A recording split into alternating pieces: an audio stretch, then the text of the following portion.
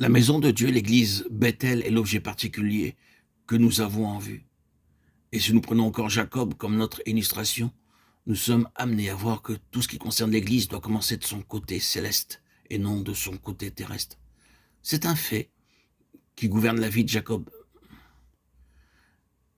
Il est significatif et impressionnant de voir lorsque Jacob se met en route au commencement de son pèlerinage, non seulement de son pèlerinage sur cette terre, mais de cette histoire spirituelle qui se forme derrière toutes les expériences et tous les événements et les incidents de sa vie et de sa marche terrestre. Que le premier point où il est arrêté, bien que pour une nuit seulement, c'est Bethel. Et Bethel paraît pour la première fois dans la Bible comme venant des cieux. Nous avons là la première référence qui soit faite à l'Église dans la Bible, et elle paraît avec Jacob. Elle paraît comme venant des cieux, c'est-à-dire de son côté céleste, et cela devient une loi qui gouverne et interprète toute la suite de la carrière de Jacob et de son pèlerinage spirituel.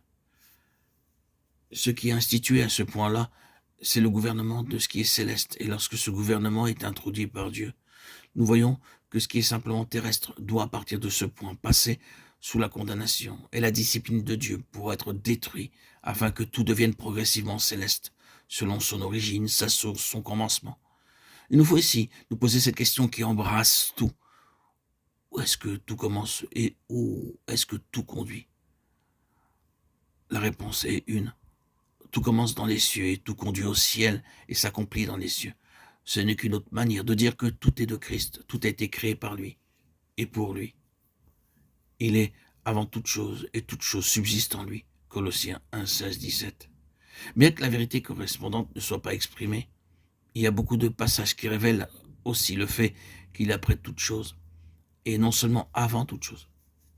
Tout cela, nous voyons symboliquement représenté par l'échelle de Jacob, quelque chose venant du ciel et se posant sur la terre, l'Éternel se tenant au sommet, et les anges de Dieu montant et descendant. Reportons cela au premier chapitre de Jean, et nous retrouvons le même principe à l'œuvre dans cette parole. Voici un véritable Israélite, dans lequel il n'y a point de fraude, point de Jacob. Et ensuite, dans ces mots adressés à Nathanaël, tu verras de plus grandes choses que celles-ci. Vous verrez le ciel ouvert et les anges de Dieu montant et descendant sur le Fils de l'homme. Jean 1, 47, 50, 51. C'est Christ qui relie le ciel à la terre et la terre au ciel. Et c'est par lui que toutes les communications divines sont faites à l'homme.